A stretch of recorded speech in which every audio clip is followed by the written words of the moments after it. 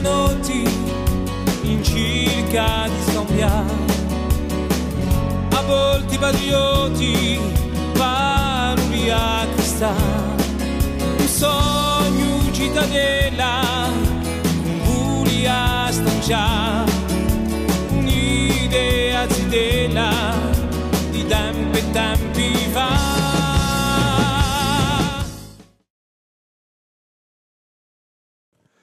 Bien, juste deux mots pour vous présenter à la demande de Davia Benedetti, qui est notre directrice du Centre culturel universitaire et qui ne pouvait pas être là aujourd'hui. Juste deux mots pour vous présenter la professoressa Chiara Toniolotti, qui interviendra cet après-midi pour une conférence dont le titre est affiché à l'écran, Les Amies prodigieuses. Évidemment, ça fait référence, enfin évidemment ou pas, à l'Amica Geniale, qui est ce fameux roman, enfin saga, en plusieurs volumes, qui a été ensuite adapté à l'écran avec un certain succès. Je pense que Chiara nous en parlera. Modèle d'italianité et de féminité dans l'imaginaire audiovisuel italien contemporain. Imaginaire audiovisuel, on aurait pu parler de cinéma, mais aujourd'hui, comme on le disait hier, on parle de cinéma, mais également de séries. Vous êtes aussi, vous, j'imagine, des consommateurs de séries, peut-être plus parfois que de cinéma. Et aujourd'hui, on a tendance vraiment à aller plutôt sur la production audiovisuelle italienne, contemporaine, lorsqu'on veut parler d'images et de références, en tout cas d'images en mouvement. L'intervention de Chiara s'inscrit bien évidemment dans le cadre des conférences du Centre culturel universitaire ce mercredi, mais elle est là aussi parmi nous, c'est important de le souligner, parce qu'elle est ici dans le cadre d'une mobilité Erasmus enseignant. Elle est originaire de Florence, parlons pas de la tua vita, mais elle enseigne surtout à Pise, et dans le cadre du partenariat Erasmus que nous avons avec Pise, Chiara Toniolotti est venue pour assurer un certain nombre d'heures de cours. Elle a commencé hier matin avec nos étudiants d'italien. On a parlé de la Loren, on a parlé de Sabrina Ferilli.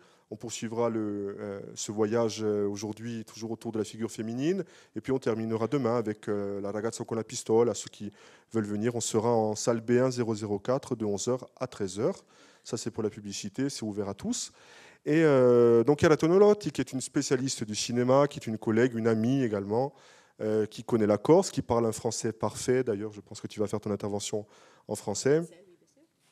Et qui enseigne donc le cinéma, l'esthétique du cinéma, les arts visuels aussi, du côté de l'université de Pise, et qui nous fait le plaisir et l'honneur d'être là aujourd'hui. Et je te remercie une fois de plus.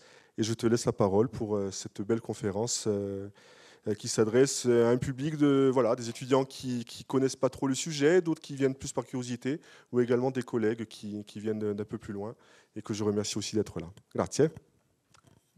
Merci beaucoup à Fabien Landron, collègue et ami, pour cette invitation. Merci à vous toutes et tous pour être ici cet après-midi, pour écouter quelque chose à propos du cinéma et de l'audiovisuel italien, lu par le prisme de l'imaginaire qui tourne autour des figures féminines. C'est un thème qui aujourd'hui en Italie est à la une, pas seulement parce qu'on a la première ministre femme, et malheureusement elle appartient à un parti qui n'est pas l'exemple le plus lumineux de la parité entre les sexes, mais je ne vais pas parler de politique maintenant, mais c'est vrai que aujourd'hui, en Italie, la discussion autour des figures féminines, des moyens de s'adresser aux femmes. Alors, il faut dire il presidente, la présidente. On est en train de discuter ce genre de questions. Alors là, je crois qu'un examen qui ne sera pas complet, bien évidemment, mais j'ai essayé d'extraire du panorama italien contemporain de l'audiovisuel un certain nombre d'exemples que j'espère vont vous aider à comprendre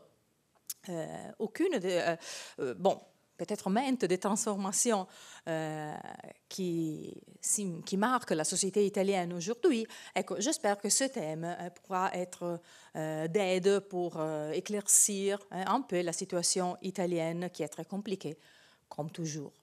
Alors là, on va commencer tout de suite par une série brève d'exemples qui jette un regard sur le passé. On en a parlé hier un peu avec les étudiants que je vois ici dans la salle. Alors pour eux, cela sera un peu un moyen de reviser ce qu'on a dit hier. Hier, on a parlé en italien. Alors là, aujourd'hui, on va parler en français. Peut-être que les choses vont aller ensemble un peu mieux. Et, alors, je vous donnerai quelques indications sur le caractère le plus important, le plus récurrent du divisme italien traditionnel. Et puis, je vais passer tout de suite aux contemporaines pour voir comment ces lignes ont changé, comment au contraire elles sont restées fortes, présentes dans les panoramas audiovisuels de la nation. Alors peut-être vous connaissez, on va partir, vous connaissez quelques noms peut-être, je vais parler de Sofia Loren, de Monica Bellucci, de Stefania Sandrelli et aussi de Sabrina Ferilli. Ce sont des noms, je crois que peut-être le nom de Sofia Loren est peut-être le plus connu pour vous, qu'elle a commencé sa carrière dans les années 50 et qu'elle est toujours en train d'interpréter des films. Vous pouvez voir son dernier film sur Netflix, c'est La vie devant soi, tiré justement du roman de Romain Gary. Alors, la première, ici, vous avez un petit résumé de ce que je vais vous dire. Alors, on a de cette partie les éléments principaux du divisme à l'italienne, pour ainsi dire. Le premier élément que je veux souligner, c'est l'omniprésence de la rhétorique de l'authenticité. En italien, on dit antidivismo. Cela veut dire que les acteurs et les actrices déclarent toujours n'être pas des personnes exceptionnelles. Ils déclarent toujours, mais moi, je ne suis pas un divo, je ne suis pas une diva, je suis une personne comme tous les autres, je vais au supermarché, je ne veux pas être esclave de ma beauté ou de ma cuillère, comme le déclare Sabrina Ferilli, par exemple. Et alors, même les acteurs et les actrices qui travaillent le plus sur leur beauté, sur leur corps, même sur l'érotisme de leur corps, et comme vous le voyez, l'érotisme, c'est un élément central également dans le phénomène du divisme. Ecco, nonobstant cela, il déclare toujours « moi, je ne suis pas un divo ou une diva ». De l'autre partie de la slide, vous voyez que c'est un extrait d'un article académique à ce propos. Alors là, les auteurs disent que divi et dive italiens, ils se présentent toujours dans le cadre d'une représentation qui gomme l'horizon de l'industrie, à la faveur d'une idée de style et beauté italien, dont nos divi, nos stars, deviennent des incarnations et des mises à jour. Et ils sont plus des témoins de notre paysage que de l'industrie du cinéma. Alors là, l'idée, c'est d'opposer d'une partie l'industrie du cinéma et donc le star system hollywoodien. Et de l'autre côté, on a le star system italien qui est présenté comme différent, comme plus lié à l'authenticité, la naturalité. Alors, bien entendu, on ne peut pas parler d'authenticité au cinéma, d'accord? Alors là, l'authenticité, c'est quelque chose qui est une attitude. On se présente comme étant authentique, mais on le sait bien, au cinéma, il n'y a rien d'authentique. Alors là, c'est pourquoi je parle de rhétorique de l'authenticité. On se présente comme étant authentique. Et je vais souligner aussi le lien avec le paysage et avec l'idée de style, d'élégance, de beauté, car ces éléments vont revenir dans les figures divistiques qu'on va analyser. Ah, et bien sûr, le lien avec la nourriture, hein, le bien manger à l'italienne. Alors, tous les stéréotypes qu'on a sur l'Italie, alors la pizza, la pasta, voilà, les spaghettis, tout ça, le vin, etc., etc. Tous ces stéréotypes reviennent de manière différente, plus ou moins soulignés, mais ils reviennent dans l'image des divi et dive. Pas seulement pour ceux qui, et celles qui, comme Sophia Loren par exemple, ont une image internationale. Alors là, bien sûr, elle a su travailler sur les stéréotypes qui les Américains en général, le public international en général a sur l'Italie, mais aussi les autres n'oublient jamais de dire quelque chose ou de se mettre en relation de quelque manière avec l'idée de l'alimentation à l'italienne. Alors bien sûr, on verra un tas de stéréotypes sur l'Italie, et j'espère que cette exploration sera aussi un moyen pour vous pour décodifier ces stéréotypes. On sait bien qu'on a un tas de stéréotypes sur les populations méditerranéennes. Hier soir, on en parlait avec le professeur Landron des stéréotypes sur la Corse, et on a noté combien ces stéréotypes résonnent avec les stéréotypes qu'on a souvent sur le sud de l'Italie, par exemple. Alors là, étudier le divisme, c'est aussi un moyen de comprendre les caractéristiques des différentes nationalités, et aussi c'est un moyen de décodifier ces stéréotypes. Mais alors, on passe tout de suite à Sophia Loren. Ici, je vous montre la couverture d'un livre qu'elle a publié dans les années 1990. Et c'est un livre de recettes, comme vous le voyez. C'est le deuxième livre qu'elle a publié à propos de la cuisine. Le premier étant sorti dans les années 70, on en parlait hier en classe. Je vous montre ce deuxième car elle pose déjà dans les titres l'élément du souvenir, de la mémoire, ricordi et ricette, cela veut dire souvenir et recette. Et vous voyez l'image, la montre comme la véritable mamma italienne, la véritable, entre guillemets, la véritable selon les stéréotypes sur l'italianité, la véritable mamma avec le typique élément qu'on a dans une cuisine italienne, le poisson, les légumes, non? Et ça, j'ai le terme anglais pour le grembiule, c'est comment en français? Merci. J'avais apron dans ma tête, merci. Alors là, on la voit en train de cuisiner des poissons et cela nous rappelle, par contre, cela nous rappelle une image d'un film très célèbre qu'elle a interprété aux années 50, le titre était Pane, amore e, dans lequel elle jouait justement le rôle d'une femme qui était en train de cuisiner du poisson. Bon, alors, la mémoire de l'enfance, la mémoire de sa vie comme clé d'une authenticité à travers laquelle on se présente au public. D'autre côté, peut-être vous ne lisez pas, je vais vous lire et traduire ce que j'ai mis dans l'autre partie de la slide. Elle souligne toujours le fait que sa beauté est naturelle, authentique. Elle a constamment nié l'utilisation de la chirurgie esthétique. Elle a constamment dit non, ma beauté n'est pas parfaite, moi je suis restée la même.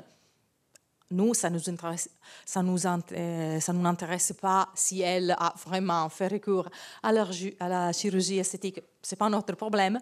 La chose qui m'intéresse, c'est de voir comment elle présente son image. Alors là, elle dit tutto quello che vedete lo devo agli spaghetti. Tout ce que vous voyez, moi, je le dois aux spaghetti.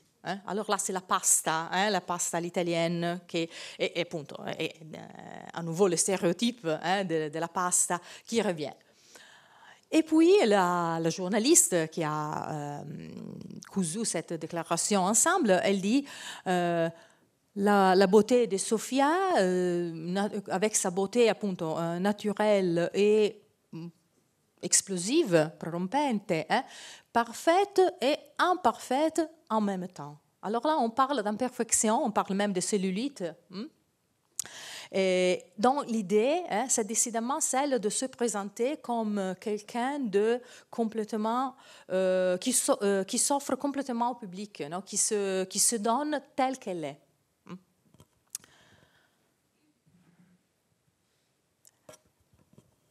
Même chose avec Sabrina Ferilli, qui n'est pas trop célèbre en dehors d'Italie, au contraire de Loren, mais qui est considérée comme étant l'héritière de Sophia Loren. Elle est vue comme l'actrice contemporaine qui plus a suivi le modèle Loren, par sa beauté méditerranéenne, bien sûr. Et ecco. Sabrina aussi déclare qu'elle est une femme comme toutes les autres. Elle déclare qu'elle ne veut pas être prisonnière de sa beauté, ni une victime de maquilleur, ni cible de photographe. Elle dit « Je veux être libre comme un chien, nu, mais nu comme les animaux. » Alors là, bon, bien entendu, on pourrait commenter longuement sur cette déclaration. On a cette idée de la féminité comme quelque chose de naturel, de lié à l'univers de la nature et pas au domaine de la culture.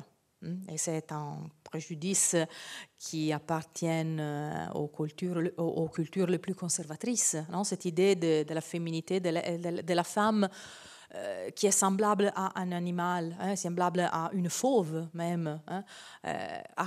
La femme est quelque chose qui est vu comme appartenant au monde naturel, alors quelque chose qui est privé d'histoire, et privé surtout d'une dimension publique. Mais ceci dit, vous voyez comme Ferilli joue sur le même thème, sur le même motif qu'on a vu chez Loren, c'est-à-dire cette idée d'être naturel. Deuxième élément, l'érotisme. On reste sur Sabrina Ferilli. Et vous voyez ici la couverture du magazine Max. En 2000, ce numéro reste le plus vendu de ce magazine, car il contenait un calendrier avec des photos de Sabrina, plus ou moins nue. Et ce n'est pas un magazine pornographique. Par contre, c'est un magazine qu'on pouvait acheter normalement sans se sentir jugé. Mais elle a toujours joué avec sa beauté. Elle a construit sa célébrité sur son corps érotisé. Même chose pour une actrice telle que Stefania Sandrelli, peut-être vous la connaissez, elle a joué dans un tas de films d'auteur, aussi bien que populaires, à partir des années 60 jusqu'à aujourd'hui. Et Stefania aussi a travaillé longtemps sur la sexualisation de son image. J'ai choisi seulement des exemples, j'aurais pu en choisir d'autres, seulement pour vous donner l'idée de combien le corps érotisant de la femme a été utilisé dans la construction de la célébrité féminine. Ici, on a l'idée de l'élégance. Vous savez qu'en italien, on utilise un tas de mots en anglais, alors on dit le glamour. L'élégance, le charme, l'allure de ces actrices. Là, vous avez Sophia Loren, à nouveau. Elle est en train de préparer une pizza. Vous le voyez dans l'image là, à gauche. Et elle, vous voyez comment elle est élégante. Non? Elle a ce costume en velours noir, des bijoux. Elle est très bien coiffée, très bien maquillée. Mais en même temps, elle est en train de préparer une pizza. Alors là, on a toujours ce mélange de élégance, charme et en même temps la nourriture. La référence à la pizza est parlante. De l'autre côté, on a Monica Bellucci, alors encore une fois une actrice, une diva bien plus jeune que Loren. Elle a interprété un tas de publicités pour en ce cas, Dolce & Gabbana. Là, c'est la publicité du rouge à lèvres, mais Plus tard, on en verra une autre. Encore une fois, de Monica Bellucci, on souligne bien sûr la beauté, mais surtout l'élégance. On le comprend car Dolce & Gabbana, ils sont des couturiers, alors là, c'est évident qu'ils vont souligner l'élégance, le charme de Bellucci. Troisièmement, la relation avec les paysages méditerranéens, les paysages italiens, bien sûr. Alors là, on a encore une fois Lauren, dans un film 1955, dont le titre « La donna del fiume », la femme du fleuve, dont le titre est significatif. Non? Il n'y a pas de nom, il n'y a pas son nom dans le titre, mais elle est définie comme la femme du fleuve. Alors, quelqu'une qui appartient au monde naturel, au paysage. Les paysages et la femme se mélangent. Ils sont plus ou moins la même chose. Une image pareille revient avec Bellucci et Dolce & Gabbana. Vous la voyez ici posée sur le fond de la mer, de l'île. Alors, c'est la Méditerranée. C'est un paysage qui est bien sûr très familier pour vous aussi. Alors là, on a une sorte de similitude qui s'établit entre le paysage et la figure féminine. On revient à l'idée de la figure féminine comme étant partie de la nature. C'est quelque chose dont on peut discuter, comme je vous le disais il y a un moment. L'idée que la femme appartient au monde de la nature et pas au monde de la culture, c'est quelque chose qui est un peu troublante. Mais bon, alors là, on a vu les composantes, les éléments qui composent le divisme italien traditionnel en Italie et au féminin. Alors, comme on le vient de dire, l'érotisme, l'effet d'authenticité, les liens avec les paysages, avec la nourriture et l'élégance à l'italienne. Alors, allons voir comment aujourd'hui ces modèles sont restés les mêmes. Nous allons voir s'ils ont changé et éventuellement comment ils ont changé, dans quelle direction on est en train d'aller dans le panorama audiovisuel italien d'aujourd'hui. À nouveau, j'ai des exemples. Je n'ai pas le temps de vous décrire tout, mais j'espère que les exemples que j'ai choisis vont vous aider à vous former une idée sur ce qui est en train de se passer dans le panorama cinématographique et audiovisuel italien. Et je vais partir par un film qui voit des actrices très très connues en Italie. On retrouve Sabrina Ferilli. Vous devez penser que Ferilli, alors les étudiantes qui étaient avec moi hier le savent déjà, mais vous devez savoir que Ferilli est vraiment dans les années 90 et 2000 en particulier, est vraiment très très célèbre en Italie. Peut-être elle est l'actrice la plus célèbre dans notre pays il y a 20 ans. Elle a eu un grand succès dans les années 90 avec ce film, puis avec toute une série d'apparitions à la télé. On parlait hier du fait que son image était vraiment partout en Italie il y a une vingtaine d'années.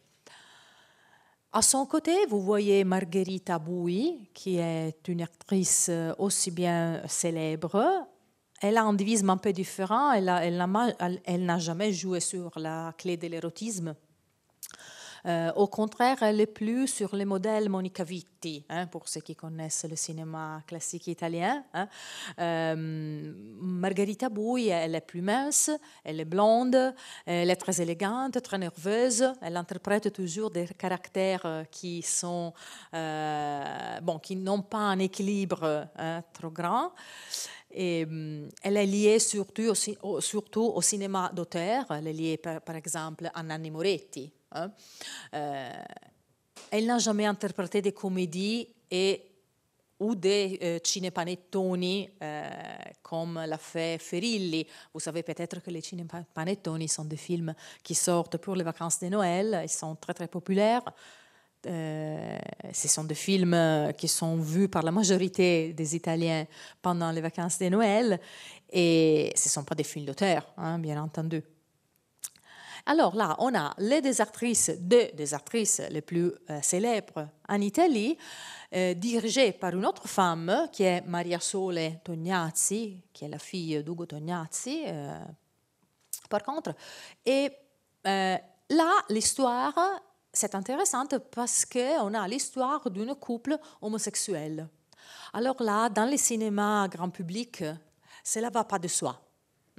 Ce n'est pas une chose qu'on trouve très souvent, bien au contraire. Ecco, je n'ai pas dit quand j'ai commencé, je vais le dire maintenant, je vais m'occuper du cinéma grand public aussi bien que des séries télévisives les plus vues, les plus connues.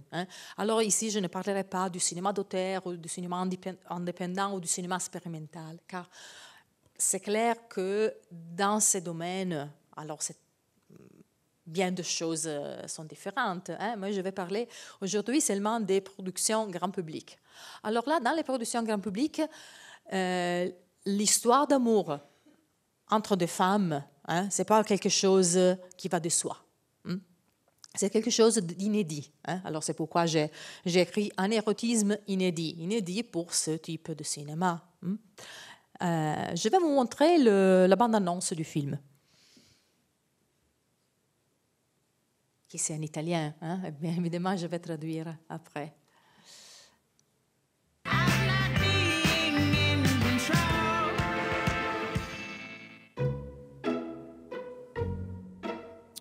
No, questo è troppo morbido.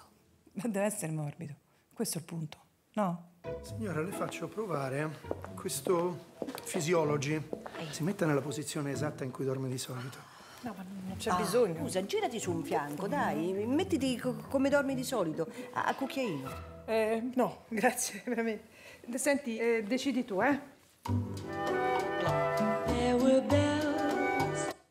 Premier commentaire. Peut-être vous avez compris, mais je vais traduire en tout cas. Alors là, les deux femmes sont en train d'acheter un nouveau lit et ils sont en train de l'essayer. Et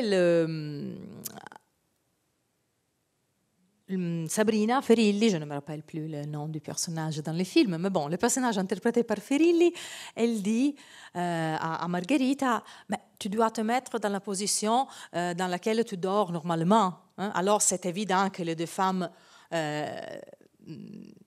ont l'habitude de dormir ensemble. Et Margherita, elle dit, mais non, bon, tu vas décider, toi, non, je ne veux pas faire ça. Alors, on comprend qu'elle est mal à l'aise avec cette déclaration si ouverte de sa relation avec l'ami. Alors, immédiatement, on comprend, non, tout de suite, on comprend que qu'il y a une relation entre les deux, mais que cette relation, peut-être, n'est pas si tranquille. Et là, naturellement, c'est le mécanisme de la comédie. Non? On a une situation et puis on a la rupture de l'équilibre. Et à la fin du film, on s'attend de retrouver un nouveau équilibre. Là, c'est d'Aristote. Déjà, Aristote avait delineé les lignes de développement de la comédie. Quindi, les deux personnages sont immédiatement caractérisés comme une couple et puis on va continuer. Questa cosa che io sto insieme a Marina, a te ti imbarazza ancora? Sarà pure normale che uno si stranisce perché il padre si mette con una ragazzina e la madre si mette con una donna. Ma dove lo trovi un uomo che ti porta il caffè a letto? Io non ho mai amato una donna prima di te. Non ci ho mai neanche pensato. Sei stata per tutta la vita la moglie di Sergio, la madre di Bernardo. Basta. Goditi un pochino sta libertà che c'hai. Allora, Sì, vai, c'è ancora spazio. Quale spazio? Lo sai, non ci vedo, Non vedi, non ci senti. Mi pare da sta Coanna dei miracoli. Ok, on peut s'arrêter là. Alors, donc qu'est-ce qu'on a vu? On a vu les deux femmes dans leur cadre domestique. On les voit au lit, on les voit à la cuisine, on les voit sur les sofas. Alors, un cadre domestique, bon, très élégant, bien sûr.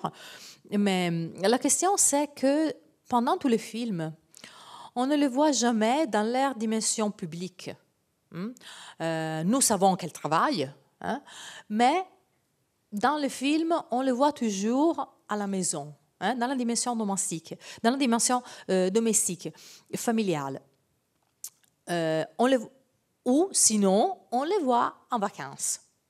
Alors là, on les voit à la mer, on les voit quelque part se reposer ou se retrouver. Mais ce qui manque dans ce film, c'est cette dimension publique des femmes qui ont une place dans la société. Là, on se concentre sur la dimension familiale. Alors, on peut comprendre, bien sûr, le choix que la metteuse en scène a fait, dans le sens qu'elle a essayé de montrer la normalité, entre guillemets, d'une couple homosexuel. Elle a essayé d'éviter la victimisation ou bien l'image de drame ou de mélodrame qui peut-être trop souvent est liée aux histoires d'amour homosexuels. Mais d'autres, alors bon, on peut comprendre la nécessité de créer un cadre de normalité pour une relation qui, en Italie, malheureusement, n'est pas aujourd'hui n'est pas encore considérée comme normale. Mais d'autre part, je dois dire que j'ai personnellement, cela me manque de voir aussi la dimension publique de ces femmes. On a toujours l'impression qu'elles ne travaillent pas. Et alors là, pour moi, c'est quelque chose d'important, bien au contraire, de voir comment les femmes peuvent occuper une position active dans la société. Mais bon, ceci dit, c'est vrai que Io e lei, le titre du film, Io e lei a été un film important, surtout parce qu'il était dirigé, il était pensé, comme je vous l'ai dit, au grand public, pas seulement au festival de cinéma. Quindi, relation inédite et profession inédite. Ici, je vais aborder le sujet des séries policières, dont on va parler demain aussi, dans une perspective un peu différente. Mais faites attention, car demain, je vais revenir sur aucune de ces choses. Alors, les séries policières sont un terrain très intéressant pour voir comment les figures féminines y entrent. C'est un terrain intéressant pour différentes raisons. Car c'est un terrain où les protagonistes ont toujours été des hommes. Si vous pensez aux investigateurs les plus fameux, de Conan Doyle au commissaire Maigret, aujourd'hui, si vous pensez au panorama italien, je suis sûre que vous connaissez le commissario Montalbano. On a toujours des hommes qui sont des investigateurs ou des policiers. Mais on a aussi des figures féminines dans ce genre. Et alors, c'est intéressant de voir comment les figures féminines ont été introduites en tant que protagonistes dans ces séries. Il y a aussi le thème de la violence, car naturellement, si tu es un investigateur ou une investigatrice, tu as des armes. Alors là, il y a la question de voir une femme avec une arme, une femme qui tue. Alors, ce n'est pas seulement la femme qui donne la vie, mais c'est une femme qui peut tuer quelqu'un. Il y a toute une série de questions ouvertes par les séries policières qui j'essayerai d'aborder. Pendant un moment, je dois boire.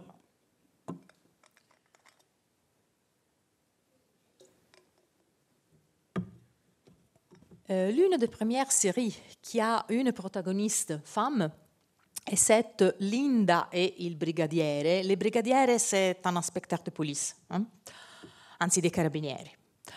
1997, 2000, alors il y a déjà 20 ans.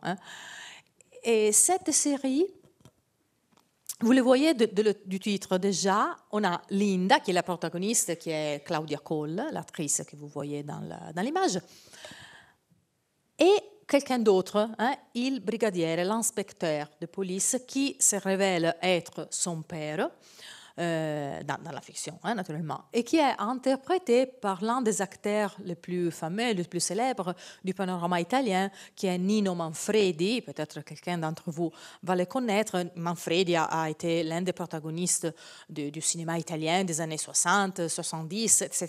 Alors, il est très, très fameux, très, très populaire. Et là, qu'est-ce qu'on a? Linda et n'est pas la protagoniste en même temps. Car ce qui se passe, c'est qu'elle est très jeune, elle est entrée en police, elle vit toujours avec son père, et en fin de compte, c'est son père qui va résoudre les cas criminels qu'elle aborde.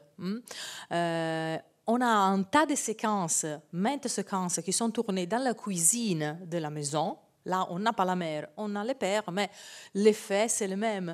C'est-à-dire une dimension domestique, familiale qui est récurrente, qui est très présente.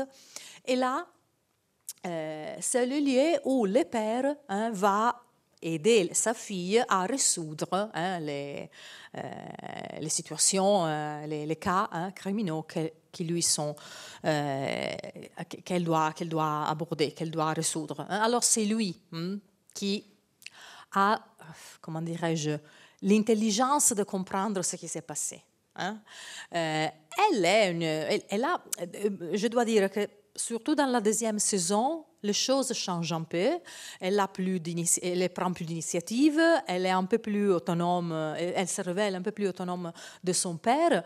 Mais dans la première saison, c'est vraiment c'est vraiment troublant quand elle dépend de son père pour tout ce qui concerne son travail.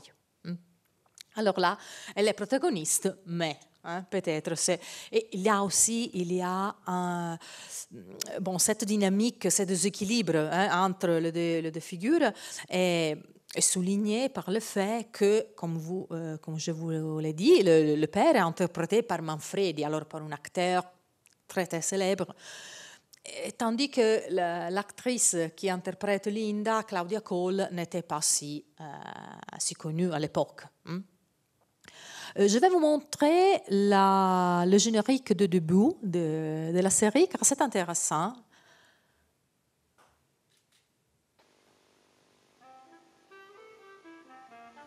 Ah ben, il y a seulement la musique.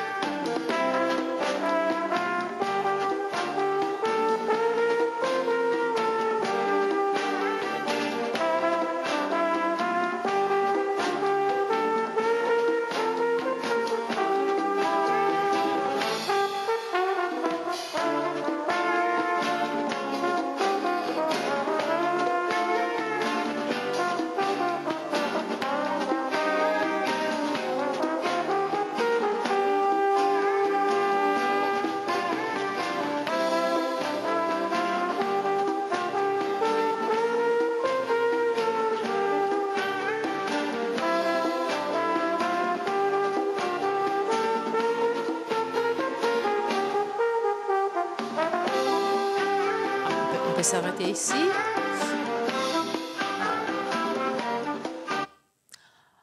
Alors, vous avez vu qu'il s'agit d'une animation.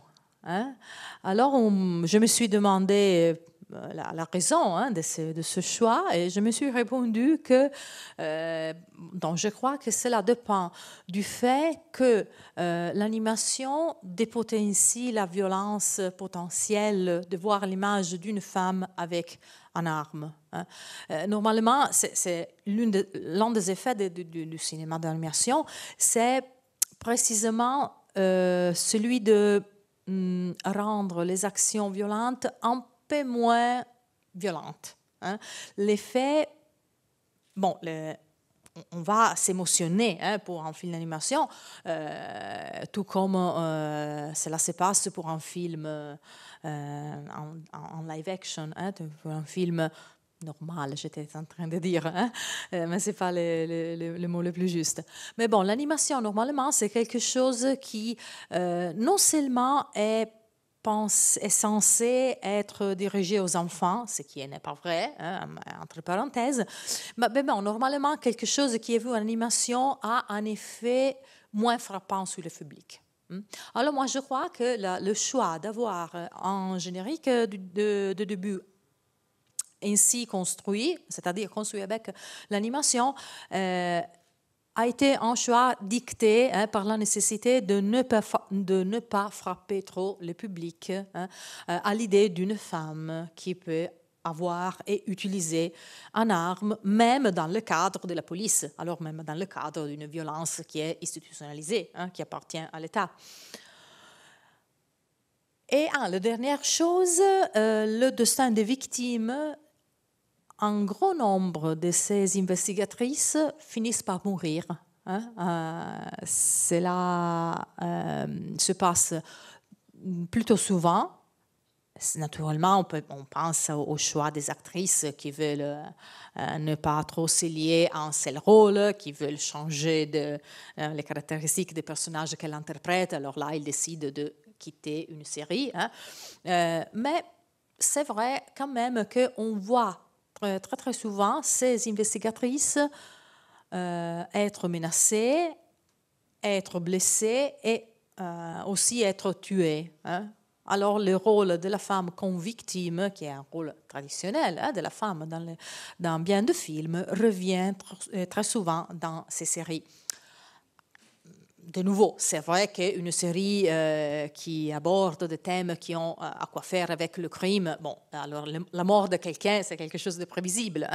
Mais à nouveau, les investigateurs mâles, ils ne meurent pas si souvent, si l'on peut dire comme ça. Donc, andiamo avanti. Distretto di polizia. Plus ou moins c'est l'équipe de police. Distretto di Polizia, c'est une série transmise par Canale 5, alors la télévision privée des Mediaset, des Berlusconi, de 2000 à 2012. Alors c'est une série qui a eu une vie assez longue. Et c'est la première série où l'on a... Alors c'est une série chorale. Alors là, on a un tas de personnages qui interagissent entre eux. Et le chef de cette équipe est une femme. Est une femme, dans les 2 premières saisons, elle a été interprétée par Isabella Ferrari, qui était une actrice très connue dans les années 80 du siècle passé, car elle avait interprété un tas de films très, très populaires. Puis sa carrière a eu un peu de stop. Elle a recommencé sa carrière justement avec cette série. Elle a participé aux 2 premières saisons. Et puis son caractère vient d'abandonner la série. Et l'histoire intéressante ici, c'est que elle... Je ne me rappelle plus si je vous ai mis... Oui, bien sûr. Le générique du début, je vais vous le montrer d'abord, et puis on va en discuter. Et puis je vais vous dire ce que j'étais en train de dire. Alors...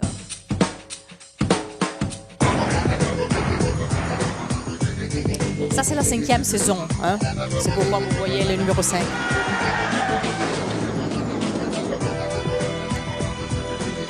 Et là, on a une autre actrice. On peut s'arrêter. Alors, pardon. Voilà. Alors, la saison 5 est interprétée non plus par Isabella Ferrari, comme vous venez de le voir, mais par une autre actrice, Claudia Pandolfi. La chose qui est intéressante est qu'elle est immédiatement vue. Les premières images qu'on voit, ce sont après la voiture de la police, non, après le titre de la série, mais c'est elle avec une arme à la main. Hein. Alors là, vous devez penser que dans les années 2000, ou 2005, parce que c'est la 5e saison, ce genre d'image n'était pas trop commune. Hein. Bien au contraire, c'est quelque chose qui, cette série va montrer immédiatement. Hein. Alors la série se caractérise immédiatement par l'image d'une femme qui peut utiliser une arme. Malheureusement, je n'ai pas trouvé sur l'Internet le générique du début de la première saison. Quand je me rappelle, j'étais assez jeune hein, quand cette série était transmise, mais je me rappelle l'avoir vue maintes fois. Et dans la série de la première saison, on ne voyait pas des femmes avec des armes. Hein. On voyait les hommes avec des armes. On voyait des femmes, bien sûr. Je vous rappelle que la protagoniste était une femme. Le chef de cette équipe était une femme, mais on ne la voyait jamais avec un arme à la main. Hein. On la voyait causer avec les collègues. On la voyait dans sa dimension familiale. Hein. Mais les images de présentation de la série ne comprenaient pas une image d'elle en train d'être violente, hein, en train de tuer ou quand même de tirer sur quelqu'un. Alors là, c'est important, ce passage, car les femmes protagonistes de ces séries, pas à pas, vont conquérir des espaces qui normalement sont censés appartenir aux hommes. Y compris l'idée de la violence, l'idée de tuer quelqu'un. Ce que j'allais vous dire avant de vous montrer ce clip est que l'actrice Isabella Ferrari, l'histoire de son personnage est celui d'un personnage qui devient chef de la police après avoir subi une expérience très dure, car son père, dans la fiction, a été tué par la mafia. Et alors là, elle devient inspectrice de police pour, en un certain sens, venger la mort de son père. Et là, on a toute une série de mésaventures. Je ne vais pas révéler trop. Si vous désirez voir la série, je crois que... Alors, cette série-là, vous pouvez la voir sur l'Internet, sur le site de Mediaset. Les autres, les RAI, elles sont toutes sur le site RAI Play. Alors là, si vous êtes curieuse, vous pouvez les chercher et les trouver facilement. Et bon, l'histoire de la Giovanna s'appelle le personnage joué par Isabella Ferrari. Elle, dans la 2e saison, est enceinte et ce qui se passe, c'est qu'elle, à la fin de la saison, va tuer quelqu'un, je ne vous dis pas qui, et immédiatement après, on la voit donner naissance à son fils. Alors là, on a le corps de la mère et le corps qui tue. La figure de la femme est vue comme quelqu'un qui peut donner la vie aussi bien que l'enlever à quelqu'un d'autre. Alors ça, c'est intéressant car on voit un passage pour lequel la figure féminine peut interpréter un rôle, peut jouer un rôle qui est différent des stéréotypes qui voient la femme comme celle qui donne la vie, pas comme celle qui la soustrait à quelqu'un. C'est déjà 15 heures, d'accord. Alors, je vais poursuivre ce panorama de figures féminines avec quelque chose de plus récent. Je crois que tout le monde connaît le roman d'Alicia Jiménez Bartlett dédié à Petra Delicado, une investigatrice qui a un caractère particulier. Elle est vue comme une personne très indépendante, très fière d'être seule. Elle ne souffre pas de solitude. Sa dimension domestique est vue d'une manière qui nous rappelle plus certains personnages masculins des films noirs des années 50, peut-être, car elle a des relations sentimentales qui sont des relations purement érotiques. Elle n'a pas peur de montrer son indépendance et son désir de vivre sa vie sans se soumettre aux stéréotypes de la féminité les plus traditionnels. Alors là, je vais vous montrer la bande-annonce. Encore une fois, j'espère que vous allez comprendre ce que les personnages disent, mais en tout cas, je vais traduire après l'avoir vu. Ici, on est, alors, les romans se déroulent à Barcelone, tandis que la série italienne se déroule à Genova, à Gênes. Dov'è? Eccolo. Voglio un report dettagliato sulla mia email e domattina briefing alle 9:30. Report e briefing, perché in italiano si sente meno credibile. Lei sa che donna era Petra prima? È un avvocato di successo. E lei lo sa che donna è Petra adesso? Per non parlare poi di certi interrogatori, Questo non è legale. Violentare una ragazza non è legale. Tutto condito da un vernacolo spettacolare. È vero che questa è la sua prima indagine? È vero che voi giornalisti non vi fate mai cazzi vostri? Ispettore, c'è un'altra vittima. 5 coltellate, date frontalmente. Se l'hanno ammazzato, per qualcuno doveva essere importante. La domanda è, qual è la relazione che lega questi due morti? Lui le butta a terra, Così, con qualcosa che ha al braccio. Ha anche dichiarato che ci sono stati dei palpeggiamenti e delle suzioni mammarie previe. Monte, ma come cazzo parla? Entra da sola, va. Non vorrei metterla a disagio col mio eloquio scurrile. Questa vita che ti sei scelta. È la mia vita. Appena hai qualcosa di bello tra le mani, non vedi l'ora di distruggerla. Ah, lei è stata sposata 2 volte. Per me il matrimonio è per tutta la vita. Io dei miei 2 mi ero già pentita al sì. Che vuoi? Parla.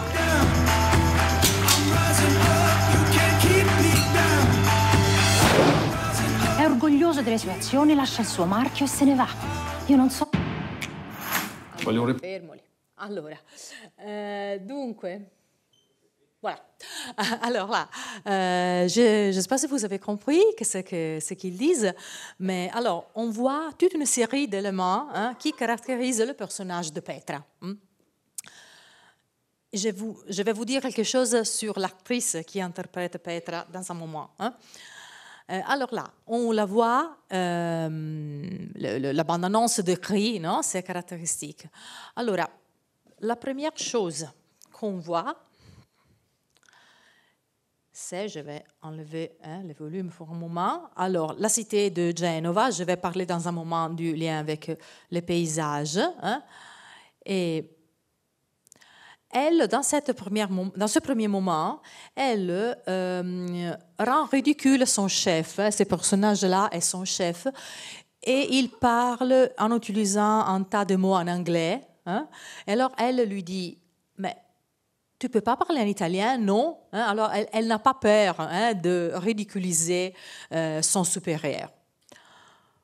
Oui, pardon. Voglio un report dettagliato sulla mia email e domattina briefing alle 9:30. Report e briefing, perché in italiano si sente meno credibile. Lei sa che donna era Petra prima? Elle met en question sa crédibilité. Puis, on présente ce qu'elle faisait auparavant, avant de devenir une inspectrice de police. On voit qu'elle... On entend qu'elle était... Et vous la voyez en train d'être un peu violente. Vous voyez ici... non, pardon, je me suis trompée, mais vous avez vu qu'elle est en train d'interroger un témoin et le témoin est nu. Elle lui a demandé de se déshabiller et de répondre à ses questions en restant à poil. Alors là, c'est quelque chose, c'est une violence qu'elle lui fait, qui est quelque chose que normalement font les personnages masculins.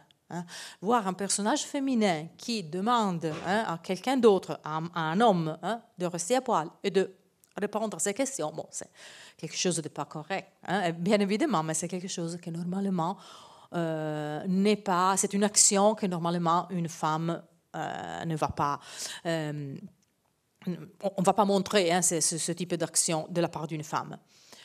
Et puis, encore, son collègue Monte souligne le fait qu'elle parle d'une manière très vulgaire. Peut-être là, vous avez entendu qu'elle dit qu'elle utilise toute une série de mots qui ne sont pas très élégants. Et à nouveau, normalement, un personnage féminin utilise c'est très rare d'entendre un personnage féminin utiliser ce type de mots. Et puis encore, Monte lui dit mais pour moi, le mariage, c'est pour la vie. Tandis que vous avez été épousée 2 fois. Et elle dit, mais moi, j'ai 2 maris et je me suis repentie dès que j'ai dit oui. Alors là, vous avez la destruction ou la mise en question du mariage traditionnel, du mariage qui dure pour toute une vie. Non? Alors là, le personnage féminin va à l'envers des stéréotypes que normalement tournent autour de la femme italienne, même dans les années 2020. Je vous rappelle que cette série a commencé en 2019. D'accordo. Voilà. Alors, Petra est un personnage qui est décidément hors la norme. C'est un personnage décidément inédit. Et la chose qui m'intéresse ici est que, est aussi, outre les choses que je viens de vous dire, c'est que c'est l'actrice qui interprète Petra qui a rendu possible une caractérisation si inédite. Car Petra est jouée par Paola Cortellesi. Cortellesi est une actrice qui a joué dans maintes films comiques, dans maintes comédies. Ici, je vous propose l'affiche d'un des films qui ont eu le plus grand succès en Italie aux années dernières. Et c'est Come un gatto in tangenziale, comme un chat sur l'autoroute, c'est la traduction littérale. Et c'est un film qui a connu un très grand succès. Elle est très présente à la télévision italienne en tant que comédienne, en tant que comique. Alors là, c'est quelque chose qui ne se passe trop souvent en Italie, d'avoir des femmes qui sont des comiques.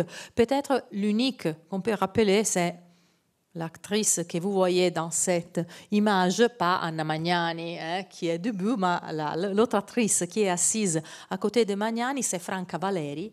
Franca Valeri a été une actrice aux caractéristiques comiques qui était plutôt connue, plutôt fameuse dans les années 60-70. Et c'est peut-être le seul exemple d'une femme actrice comique dans le cinéma italien. Alors, Cortellesi suit l'exemple de Valeri et c'est cette caractérisation d'actrice qui n'est pas fameuse, qui n'est pas célèbre, car elle est belle, mais elle est célèbre car elle est une comique, un esprit comique. Ecco, allora, cette caractérisation qui s'éloigne du stéréotype de la femme très belle est quelque chose qui a permis à Cortellesi de donner corps au personnage de Petra avec une certaine crédibilité. Je ne l'ai pas souligné, mais dans les cas que nous venons de voir et aussi dans les cas qu'on va voir dorénavant, les actrices sont toutes très très belles. Alors là, le stéréotype, et là, la clé de l'érotisme revient en jeu. L'idée d'une femme qui est belle, qui doit être belle, séduisante, même si on essaye d'équilibrer la tension donnée à la beauté par d'autres caractéristiques, mais cette idée de la beauté reste, du personnage féminin reste centrale. Allora,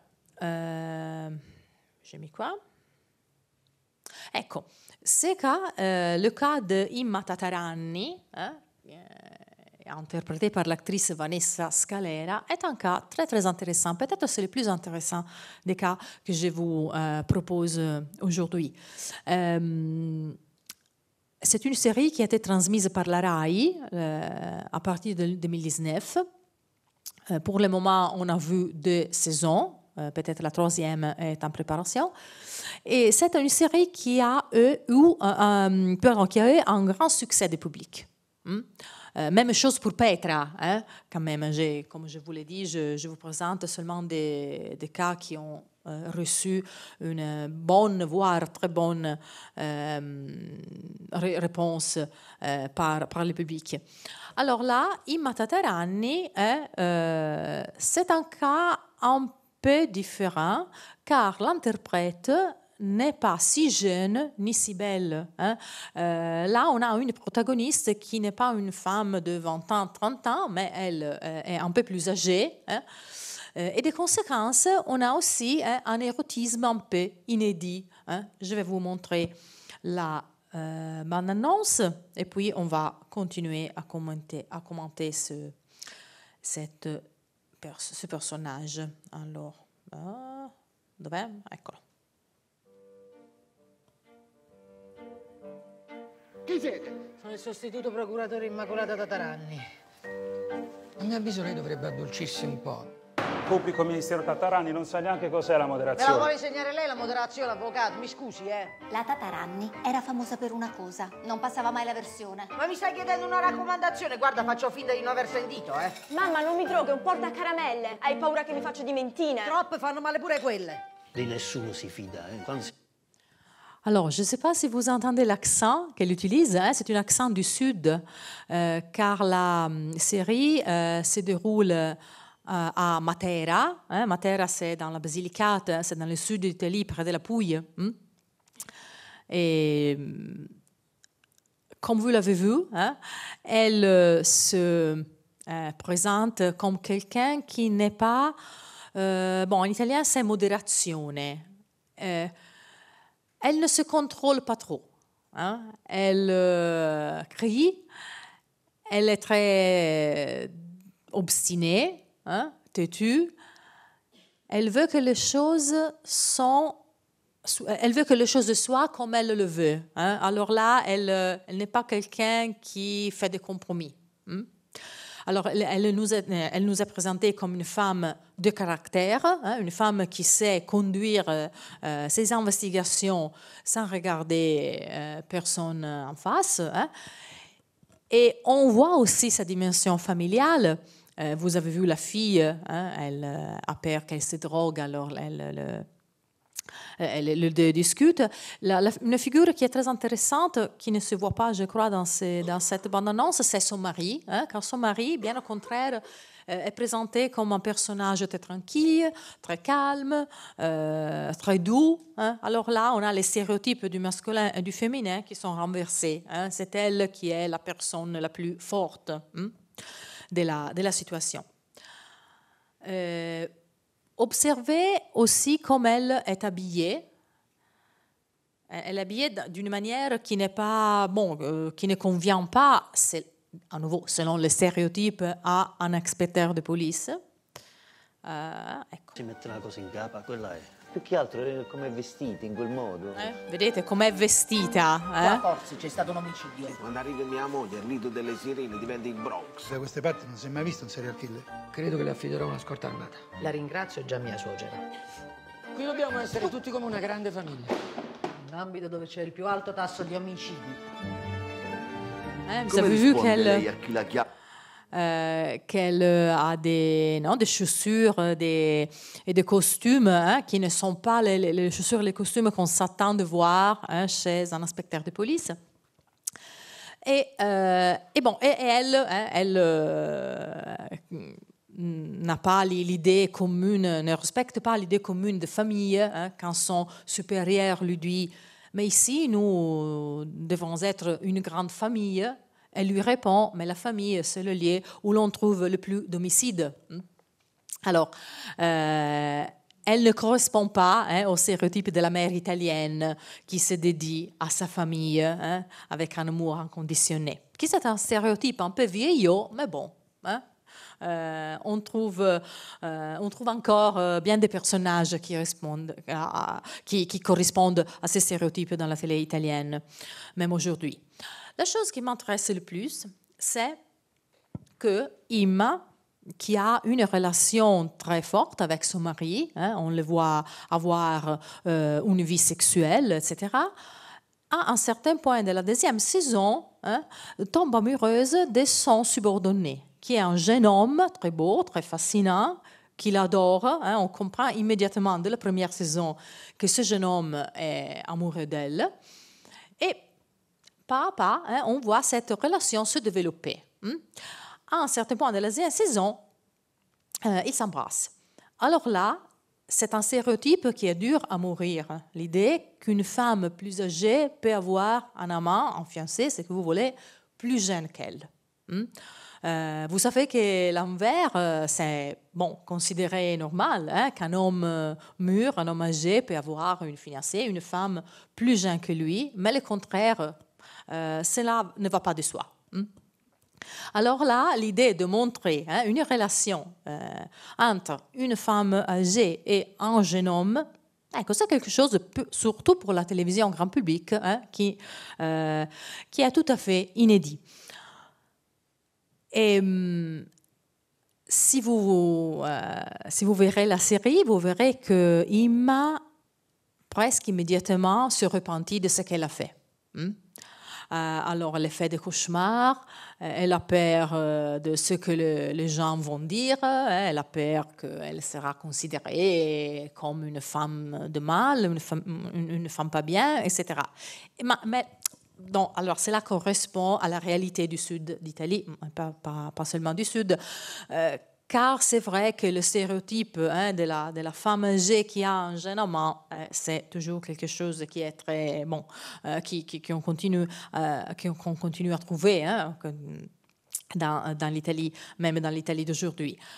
Però, ecco, d'autre part, c'est vrai aussi que en faisant ainsi, de la part des personnes qui ont écrit la série, en nous montrant une femme qui agit son propre désir, qui embrasse ce jeune homme dont elle est attirée, mais qui se repentit, alors là, on évite le stéréotype de la femme fatale.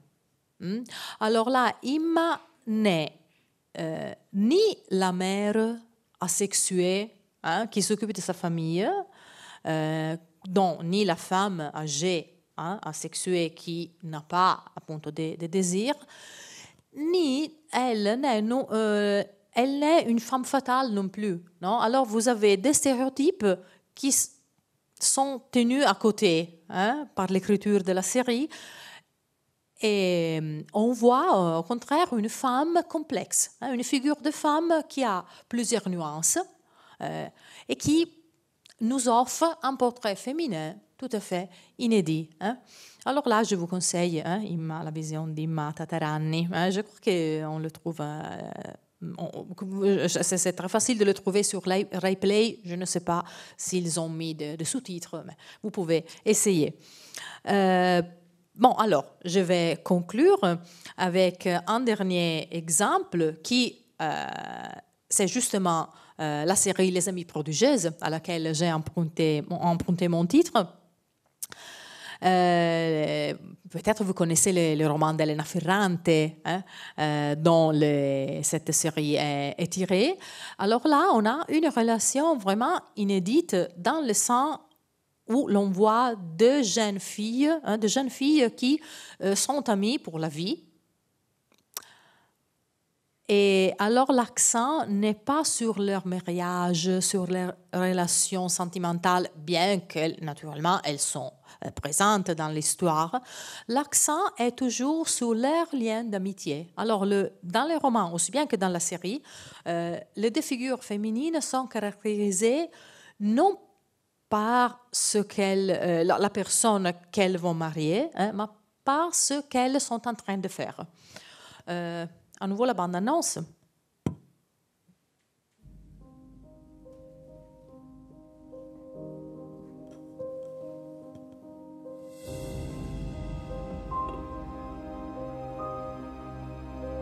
Questo non può continuare a studiare. Si vous avez les sous-titres en italien, car il parle Tanti le sanno, lo faccio stesso. E vostra figlia è brava così in tutte le altre materie. Parlate con vostro marito, fatelo ragionare. Perché avesse a studiare sordo che è pure femmina. Perché c'è proprio lui. A parlare con me, il fratello riceve questo. Rino, ma basta. Ma capite che... Basta! Questa cosa da scolamento non la voglio sentire più.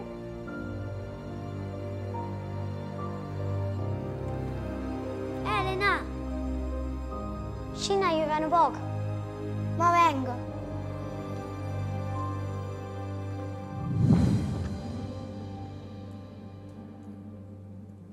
Crei, non te ne importa.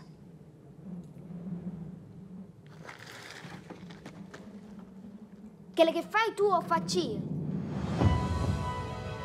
Fu in quell'occasione che mi convinsi che niente potesse fermarla e che anzi ogni sua disobbedienza aveva sbocchi che per la meraviglia toglievano il fiato. Mamma.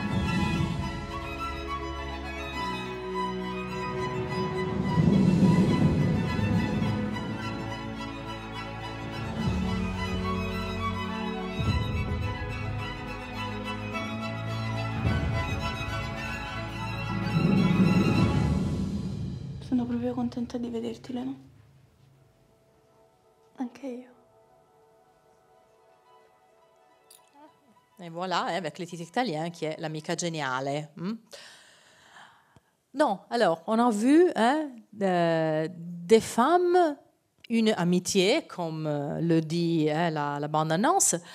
Et c'est vrai, comme je vous le viens de dire, que toute la série est construite sur la force de cette amitié. La série des 4 romans, et là, je crois qu'ils sont en train de tourner la 4e saison de cette série. Et une autre chose qui, pour moi, selon moi, est intéressante, est que le cœur de la première saison et du premier roman de Ferrante, le cœur de la première saison est dans l'idée du fait que les 2 jeunes filles vont continuer à étudier. Elles sont nées, elles vivent dans un quartier pauvre de Naples, où normalement, dans les années 50, où normalement les femmes ne sont pas censées étudier. Elles doivent se marier. Plus tôt que tard. Mais les 2 femmes, les 2 jeunes femmes, elles sont très intelligentes. Alors là, on a vu la maestra lui conseiller de continuer à étudier, tandis que les familles des filles ne sont pas trop d'accord. Parce que pour eux, une femme qui étudie, c'est quelque chose qui n'existe pas, tout simplement. Alors là, pour moi, c'est important d'avoir un roman et une narration télévisuelle qui travaillent sur cette idée de l'amitié et du futur de ces 2 jeunes filles qui se construisent sur les études, pas sur une relation sentimentale. Leur carrière, leur vie va se construire, va se baser non pas sur un mariage, mais sur les études qu'au moins l'un d'elles va faire. Alors là, c'est une image pour moi qui est importante. Pour conclure, on revient à Sabrina Ferilli et à Sofia Loren. Alors, Ferilli, dans le Festival de Sanremo, le dernier Festival de Sanremo 2022, a été appelée pour donner un monologue où elle a parlé d'un tas de thèmes, d'un tas de questions qui se relient à une image de femme plus complexe, plus nuancée. Elle a parlé des différents rôles que les femmes occupent. Elle a parlé du pouvoir de mesurer des hommes. Elle a parlé aussi du gap, de la différence des salaires, qui est toujours très importante entre les hommes et les femmes. Elle a parlé de l'inclusion, de la body positivity, c'est-à-dire de l'acceptation de son corps. Et d'accord. Et comment dirais-je, ces thèmes sont bien entendu très importants. Mais la partie, à mon avis, la plus convaincante de son discours a été la dernière, que vous pouvez lire ici, quand elle a souligné que sa présence au Festival de Sanremo, vous savez bien que le Festival de Sanremo est un événement, peut-être est l'événement télévisuel par excellence en Italie. Le Festival de Sanremo, c'est quelque chose que tout le monde regarde, dont tout le monde parle. Dans la semaine du festival, si vous ouvrez les réseaux sociaux, mais même si vous allez sur un bus ou vous allez dans un bar, vous n'entendait parler que du festival. Alors c'est quelque chose qui est très populaire et qui a une grosse importance dans le panorama de la culture populaire italienne. Alors dans le festival, dans ses monologues, Sabrina, dans la partie finale, Ferilli a dit « Mais ma présence ici, le fait qu'une femme célèbre a été appelée à parler à Sanremo, à intervenir au festival, alors là, ma présence ici ne doit pas dépendre du fait que je dois parler d'un problème, d'une question concernant les femmes, si importante qu'elle soit.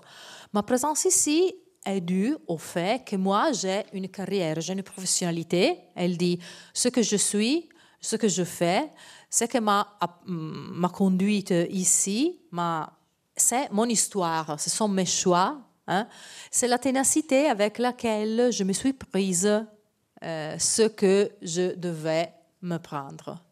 Alors là, je crois que c'est important qu'elle, une actrice si célèbre, qu'elle revendique non pas seulement sa beauté, mais à côté de sa beauté, le fait qu'elle a travaillé, qu'elle a des qualités professionnelles, qu'elle a une ténacité, quindi un caractère, mais aussi de choix qu'elle a fait, des choix qu'elle a fait, des décisions qu'elle a prises, la carrière qu'elle s'est construite. Alors c'est ça qui l'a rendue une diva. C'est pour ça qu'elle est célèbre, c'est pour ça qu'elle est au Festival de Sanremo. Et le titre que j'ai choisi pour cette slide est La bellezza capita. Alors, ça veut dire, la beauté, c'est un hasard, c'est quelque chose qui arrive par hasard, mais elle ajoute, il faut y travailler. Il faut y travailler pas seulement parce qu'on doit suivre un régime ou des choses comme ça, mais parce qu'il faut faire des choix, il faut se construire une profession, faire des choix qui dénotent pas seulement la beauté, mais aussi l'intelligence. Dernière chose avant de vous quitter, c'est cette publicité que Lauren a tournée pour Barilla, alors pour la pasta, je crois que tout le monde connaît la pasta Barilla. Et s'il y a une chose qui représente le stéréotype de l'Italie, c'est la pasta, ce sont les spaghettis. Et s'il y a une maison qui a toujours travaillé sur l'idée de tradition italienne et sur l'idée des familles traditionnelles, c'est Barilla. Alors là, dans cette publicité, les choses ont un peu changé. Et je crois que c'est un bon moyen de nous saluer parce que l'on voit comment on essaye maintenant de trouver un équilibre entre les éléments de la tradition qui restent quand même présents, vivantes, et d'autre part, une idée un peu plus, un peu plus inclusive, un peu plus complexe de la famille. Si l'on pense aux stéréotypes traditionnels qui voient comme la famille comme hétérosexuelle, la maman, le papa, une fille, un fils, une fille, etc. Et qui a une idée qui triomphe dans la publicité maintenant. Je ne sais pas si vous regardez la télévision italienne, je ne connais pas trop bien la télévision française, et je ne sais pas si c'est la même chose, mais en Italie, si vous regardez la publicité, alors là vous avez la famille traditionnelle, blanche, blonde, tout le monde est blanc, tout le monde est blond, tout le monde est élégant, souriant, et la famille est très, très traditionnelle. On va voir cette publicité et puis je vais ajouter une toute petite conclusion.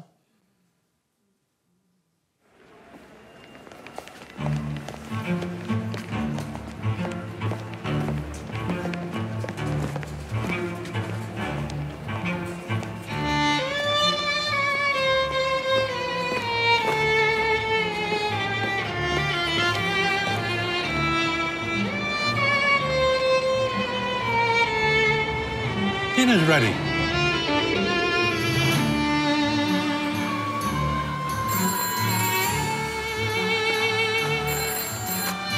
Yes. Hello.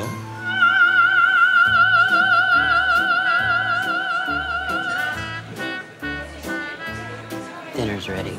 Dinner's ready. It's 9 o'clock and you're listening to Radio Barilla, the only place for the smoothest sounds in Naples. We have something special for you coming right up.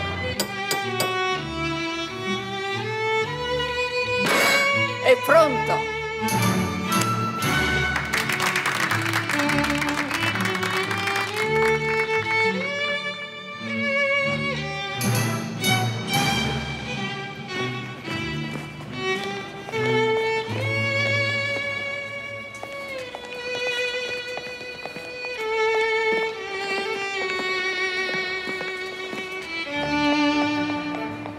Alors, vous avez vu, comme ici, la famille, qui est la famille qui n'est bien évidemment la famille traditionnelle, va se réunir quand même autour d'un grand plat de spaghettis.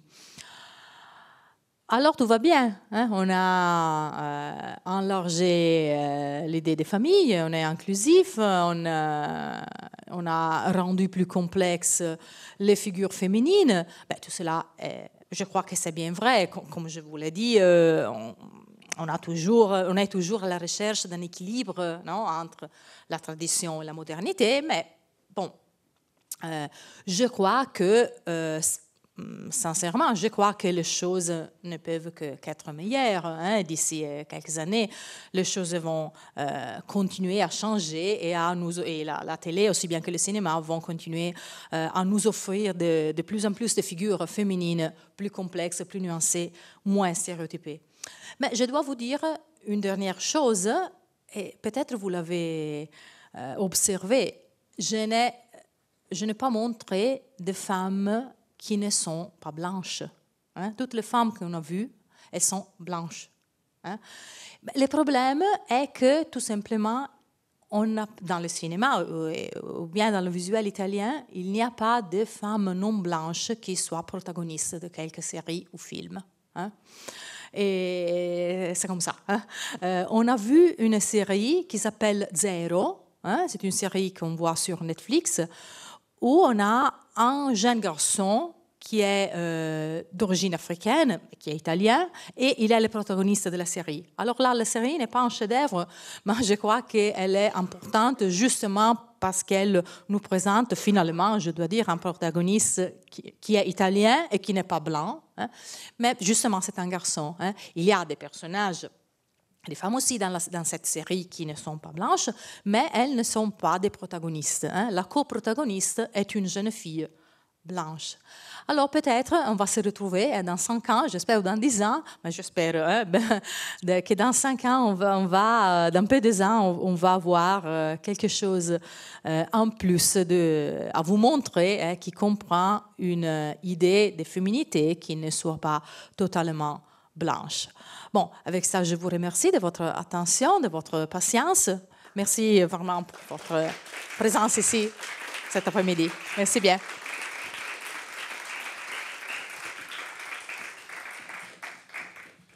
Vediamo se la tua funziona. Alors, on va peut-être poser quelques questions. Moi, j'ai 2-3 remarques. Ouais. Je vais m'asseoir parce que j'ai mis sur mon ordinateur. Alors, plusieurs choses. Moi, juste pour recadrer un peu les choses, je travaille beaucoup sur les séries italiennes diffusées en France. Donc, j'ai découvert aussi certaines séries dont tu parlais qui n'ont pas du tout été diffusées en France. Et là où c'est très vrai, c'est que généralement, c'est pas forcément vrai parce que Distretto di Polizia a connu aussi une diffusion en France, notamment sur Arte, ce qui est assez étonnant, notamment pour la saison avec Miriam Leone, me semble-t-il. Mais c'est vrai que généralement, dans les séries, en tout cas policières, et je te remercie vraiment pour ce panorama et ce voyage à travers les séries, et notamment policières, on a souvent le policier. Voilà.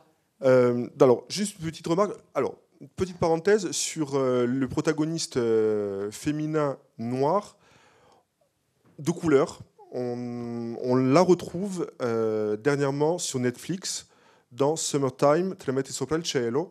Et on a la protagoniste de la série qui est issue d'un mariage mixte entre un papa de couleur et une maman. C'est comment le titre ? Summertime, Tremette sopra il cielo, qui a connu 3 saisons. D'accord. Bien entendu, cela correspond à l'inclusion voulue par Netflix et qui est un peu l'écho de Zero dont tu as parlé, qui est effectivement quelque chose de très nouveau, oser de mettre un personnage masculin, jeune, noir, de banlieue dans une série, mais la série n'a connu qu'une saison, puisque Netflix a décidé de l'arrêter au bout de la première saison et ça se finit en plein milieu. Donc un peu dommage. Mais effectivement, pour te rejoindre, dans Summertime, Te la metti sopra il cielo, le personnage féminin est de couleur, mais elle n'existe pas seule. Elle est dans une bande d'amis, elle est dans un couple, et elle n'existe que parce qu'il y a un garçon blanc, romain, etc., qui est à ses côtés. Tu as parfaitement raison, oui. C'est souvent le problème. Enfin, le problème. C'est en tout cas le schéma auquel on est habitué aujourd'hui. La femme existe rarement sans la figure de l'homme dans les productions audiovisuelles italiennes. Parfaitement. Par rapport aux gens policiers, donc le noir, le giallo, tu as bien fait de rappeler, je crois, ces personnages un peu alternatifs dernièrement, des personnages un peu farfelus, un peu rigolos, un peu à côté, voilà, qui ne sont pas les personnages auxquels on est habitué. Dans le paysage audiovisuel français, on a eu beaucoup, notamment dans les années 90, des personnages féminins, notamment dans les séries policières de TF1, donc télévision privée, plus grande chaîne d'Europe, etc., où on avait Julie Lescaut, etc., mais qui étaient un peu les pendants féminins de personnages forts masculins. Or, dernièrement, on voit beaucoup de personnages féminins un peu étranges, un peu à côté. Je pense notamment à Capitaine Marlowe sur la télévision publique. Je pense à HPI qui a cartonné sur TF1. Donc à la fois sur la télévision publique et la télévision privée, on a des personnages féminins un peu différents qui sortent effectivement du stéréotype qu'on avait en tête. Et je crois, puisqu'on assiste à la même chose en Italie, que ça correspond vraiment à une uniformisation de la façon de représenter la femme, ou alors d'utiliser un personnage à la mode dans ce cycle-là d'aujourd'hui, mais qui correspond à ce que nos collègues Barra et Scaglioni ont appelé la renaissance de la sérialité européenne. Voilà. Juste une question, et après je me tais, parce que je parle toujours beaucoup trop. Non. Vas-y. Est-ce que tu vois une différence dans la représentation du personnage féminin dans les fictions, alors principalement fiction televisiva ou séries télévisées, entre la RAI, où j'ai l'impression... donc la RAI, c'est la télévision... public, hein, Mamma Rai, tout le monde est habitué, connaît cet ensemble de chaînes un peu rassurant, puisque ça fait partie du patrimoine de la culture italienne, mais il ne faut surtout pas froisser les spectateurs. Est-ce que tu vois une différence entre donc, cette vision un peu mainstream, classique de la femme dans les fictions et dans les téléfilms et dans les séries télévisées de la RAI? Moi, j'ai l'impression qu'on a souvent la femme d'eux, ou bien une femme victime, ou bien un personnage historique. Est-ce que tu vois une différence aussi avec la femme représentée dans les séries sur Mediaset, donc de la télévision privée, un peu spectacle, ou bien encore dans ce qu'on appelle la quality TV, la télévision de qualité, qui s'inspire beaucoup du modèle de HBO notamment, donc sur les plateformes, hein, je pense à Sky, je pense à Prime, Amazon, sur Netflix, etc. Je pense notamment à Myriam Leone qui joue la femme forte dans 1992, 93, 94, qui est disponible sur Canal+ et Orange chez nous. L'adolescente forte aussi dans Baby, qui est aussi victime malgré tout sur Netflix, ou bien dans Bang Bang Baby sur Amazon Prime.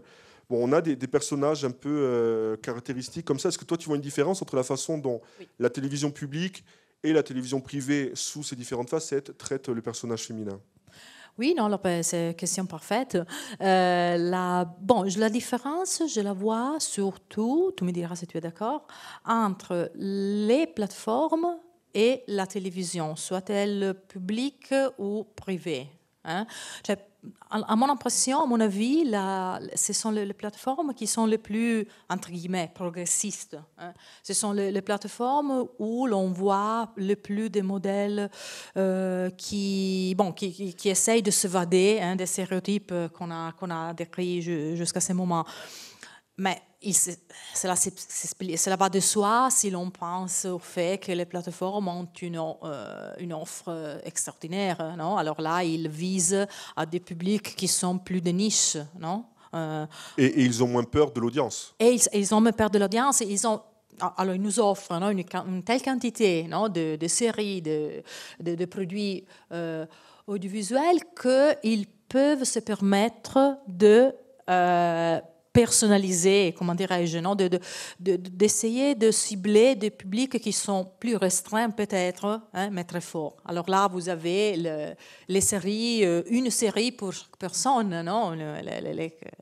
Je crois que tout le monde a essayé de se faire un profil sur Netflix, sur Prime, sur ce que vous voulez, ou sur Sky. Alors là, vous pouvez choisir, vous avez la possibilité de choisir presque parfaitement ce que vous voulez voir. Alors une chose comme ça, c'est impossible pour la télévision généraliste, on dit en Italie généralista. Alors là, soit que ce soit la RAI, soit que ce soit Mediaset, il doit viser un public plus grand, moins ciblé. Et alors là, je crois que l'expérimentation est un peu plus difficile. Ceci dit, peut-être que la RAI, dans les 12 dernières années, a essayé de nous montrer quelque chose de différent. Alors là, j'ai un peu récupéré ma passion pour la RAI qui s'était un peu affaiblie dans les années dernières, car je crois que la RAI est, je me réfère à peut-être 2021, 2020, 2021, la RAI a changé quelque chose. Je crois que c'est aussi la personne qui est responsable du compare fiction qui a changé.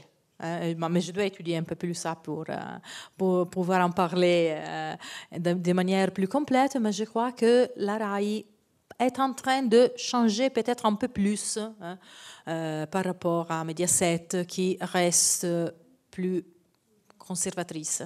Chose qui n'était pas vraie, par exemple, pour les années 80-90, quand l'équilibre était renversé. Alors, c'était la télévision de Berlusconi qui visait un public plus jeune, alors qui avait moins peur d'expérimenter quelque chose de nouveau. Voir la RAI, qui était la mamma RAI. Vous savez qu'en Italie, on appelle la RAI mamma RAI, mère RAI. Alors, pour décrire l'attitude, comment dirais-je, très conservatrice même, très traditionnelle de la télévision publique. Tandis que maintenant, peut-être, c'est justement la RAI qui est en train d'expérimenter un peu plus. Mais on verra. Merci. D'autres questions ? Si vous avez aussi quelque chose que je dois répéter ou si je dois revenir sur quelque chose que j'ai dit et qui n'était pas trop clair, vous n'hésitez pas à me le dire.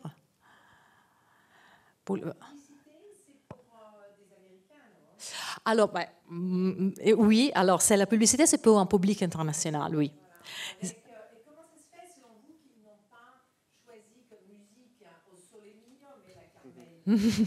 Alors, j'étais en train d'y réfléchir hier, car alors c'est bizarre, non? C'est pas quelque chose d'italien.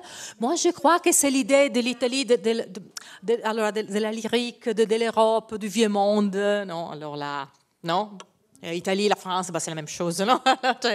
Non, je crois qu'un public moyen va pas trop distinguer entre l'opéra française, l'opéra italienne. Ça fait vieux monde, ça fait Europe, et c'est tout. Mais oui, pour répondre à votre question, oui, c'est une publicité qui a été vue surtout sur l'Internet.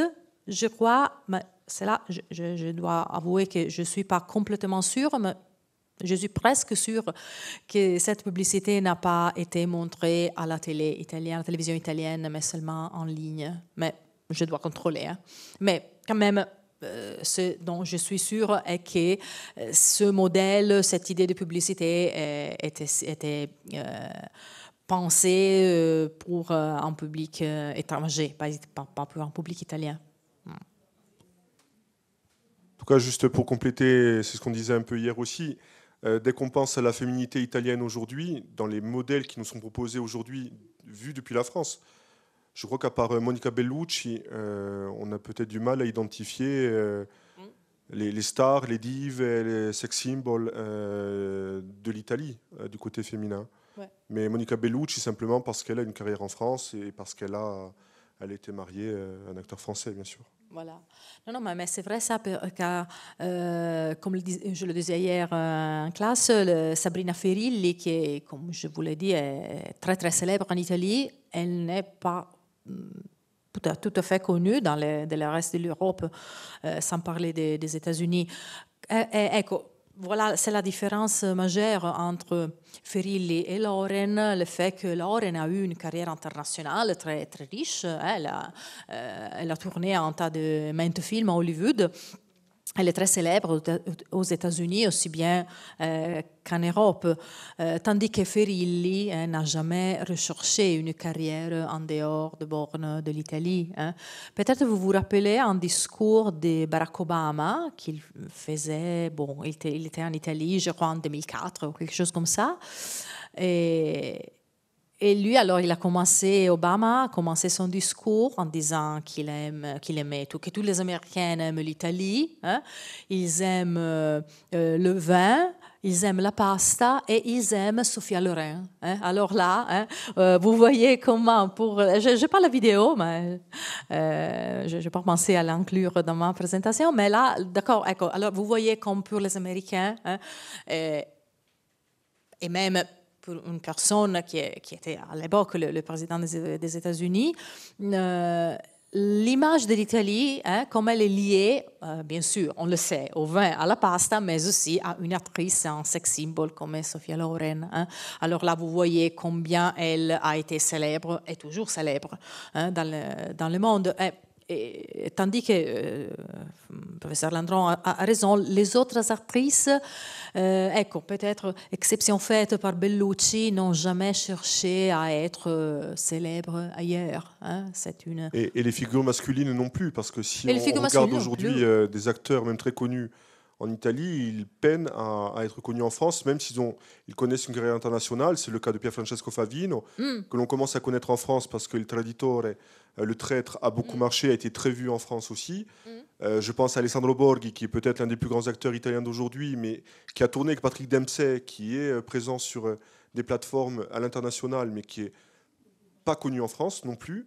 Donc peut-être que la culture italienne, y compris à travers ses figures et ses représentations, a encore du chemin à faire pour retrouver l'image qu'on se faisait d'elle avant. Et c'est pareil pour les réalisateurs, c'est pareil pour les acteurs, les actrices. On a une image de l'Italie à travers ses représentations médiatiques, mais qui finalement n'est pas assez précise. Voilà. Même les spectateurs un peu italophiles ont du mal aussi à connaître les noms de réalisateurs, d'acteurs, d'actrices, etc. Absolument, oui. Y compris au niveau de la diffusion.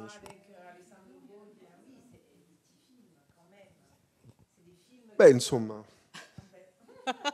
Non tocchiamo Alessandro Borghi.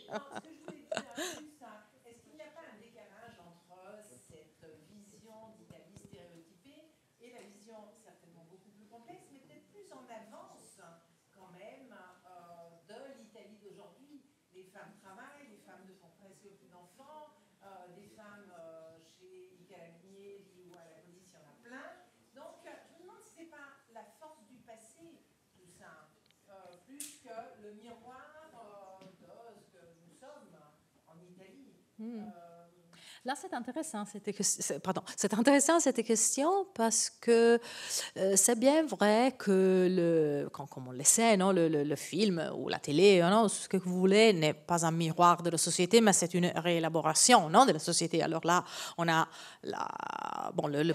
disons le cinéma en général qui nous offre une représentation d'une société qui est réélaborée, reformulée à partir des données réelles, bien entendu, mais qui est appunto une représentation. Et d'autre part, il y a le public qui accepte ou accepte partiellement ou n'accepte pas ce que le cinéma lui propose. Non? Alors, à partir de cette relation compliquée, c'est bien vrai que la société italienne, comme vous le venez de dire, est bien plus complexe de ce que l'on voit, que l'on peut voir dans la publicité ou dans les séries ou dans les films. Je ne sais pas si c'est la force du passé, peut-être, je crois aussi qu'il y a toujours une tentative de, comment dirais-je, de négocier entre la force du passé et les tensions du présent. Hein. Mais je crois que c'est la même chose qui s'est passée, par exemple, dans le néoréalisme ou dans les années 50. Cioè, il y a toujours, de la part du cinéma, hein, ou de la part des séries télévisives, mais il y a toujours une tension entre le désir de montrer ce qui est en train de se passer dans la société. Alors, nous pouvons parler des figures des femmes, mais aussi bien de la masculinité, hein, bien sûr. Mais ce sera une prochaine conférence. Hein. Mais, quindi, d'un côté, on enregistre ce qui se passe. On voit que, par exemple, les femmes occupent de plus en plus de positions importantes dans la société et on va le montrer dans le film. Hein. D'autre côté, on a une tension opposée, hein, qui tend à diminuer l'angoisse, le trouble que ce genre de représentation peut poser aux spectateurs. Alors là, c'est pourquoi, par exemple, dans les séries policières italiennes, on a très souvent la figure féminine qui peut être la protagoniste, mais elle a une dimension familiale, domestique, privée, très souvent troublée. Hein? Alors là, il y a la tension entre une femme qui a une carrière, qui a une vie en dehors de la famille, mais là, elle va le payer par une vie personnelle qui n'est pas trop satisfaisante. Hein. Le cas de la deuxième saison de Distretto di Polizia est parfait car elle se vend, ici le spoiler arrive, j'ai essayé de l'éviter, mais là je vais vous révéler comment se termine la deuxième saison. Et l'actrice, la protagoniste, va tuer l'homme de la mafia qui l'avait menacé, etc. Elle le tue. Elle donne naissance à son fils et là, elle quitte la police pour se dédier à la famille. Alors là, vous avez les deux composantes. D'une part, elle qui est courageuse, qui arrive à tuer, à se venger de l'homme qui avait tué son père. Mais d'autre part, de ce moment en avant, elle va se dédier à la famille. Alors là, vous voyez très bien comme on soit à la recherche d'un équilibre entre l'idée d'une femme qui peut agir, qui peut aussi être violente, qui peut, en un certain sens, être comme un homme, et de l'autre partie, non, alors la femme qui va rentrer d'une manière, come posso dire, confortable, d'une manière rassurante pour le public, elle va rentrer dans les bornes de la famille. Alors là, je crois que vous avez raison en soulignant ce décalage entre ce que l'Italie d'aujourd'hui est, pour maints aspects, et ce que la représentation de cette société essaye de montrer, mais en même temps, elle essaye aussi de calmer les eaux. Elle essaye aussi de rassurer le public sur le fait que, on ne va pas faire la révolution, on ne va pas renverser un ordre social qui doit être conservé, préservé. Voilà. Merci. Je vois que l'heure tourne et qu'il est bientôt 16h et que certains étudiants ont cours. Donc on peut poursuivre la discussion hors micro pour ceux qui le souhaitent. En tout cas, on te remercie et merci aussi à tous de votre présence. Encore merci à tous et à tous. Merci encore. Erami giovanotti in cerca di scambiare, a volte patrioti, valori a cristallo, un sogno cittadella, a stanciare un'idea zitella